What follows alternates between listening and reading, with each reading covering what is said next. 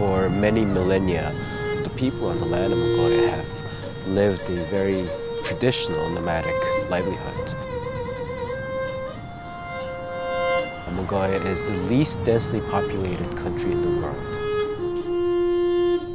And the reason for the mobility and the movement has always been due to the animals and the need for pasture, the need for water.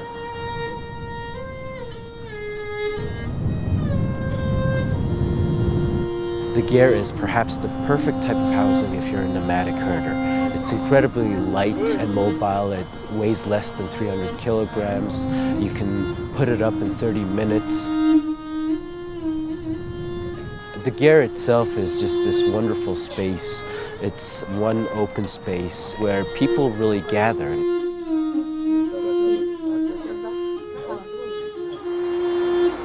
My name is Badruun and I'm the co-founder of GerHub.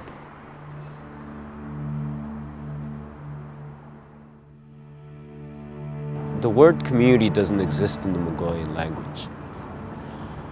You know, it's only in the past 100 years or so that we've started to live in a sedentary manner.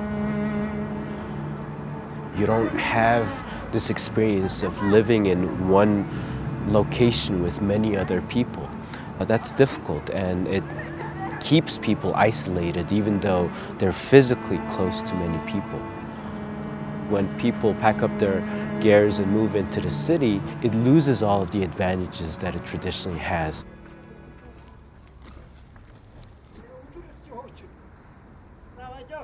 You go to the ger areas, and one of the first things that you notice is that everything is fenced up. And you can't see inside, and from the inside you can't see outside.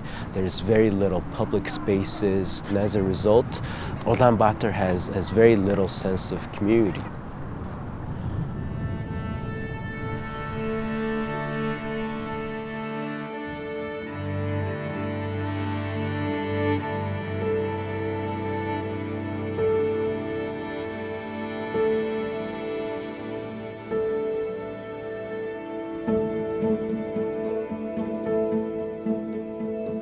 One of the main things that we are trying to do as an organization is to organize activities where community members and children and youth can all come together and start to partake in activities that will help establish those friendships. At Soho Impact, we believe fostering creativity and critical thinking are some of the most important skills for preparing children for the future. One of the main things that we've done recently is in working with Soho Impact and the two schools out in the ger district, we've organized a mosaic activity. Each school had close to 1,000 students working together in groups and teams and building such an amazing, beautiful work of art.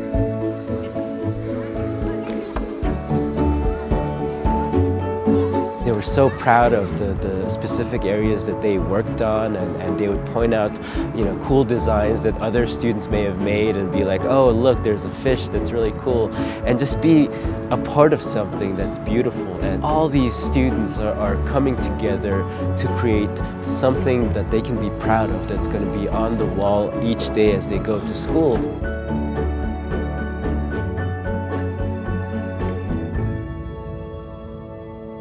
Bricks are a great medium for kids to play, be collaborative, be creative, think critically, and problem solve. What we were really going for was actually development of 21st century skills. The 4 C's, collaboration, creativity, critical thinking, and communication. All things that are not really emphasized in the Mongolian education system. With bricks, an adult and a child, they have equal opportunity to express themselves creatively and intellectually, and it's a very democratic tool in that way. I really do think that having a strong sense of community is perhaps the best way we have to develop Mongolia and to have a properly developed country. What it will take is for all of these folks in Mongolia to become better suited and better capable of identifying the issues within their own local communities, but then taking action towards solving those issues. That's why so much of our focus right now is on building the capacity and educating the next generation.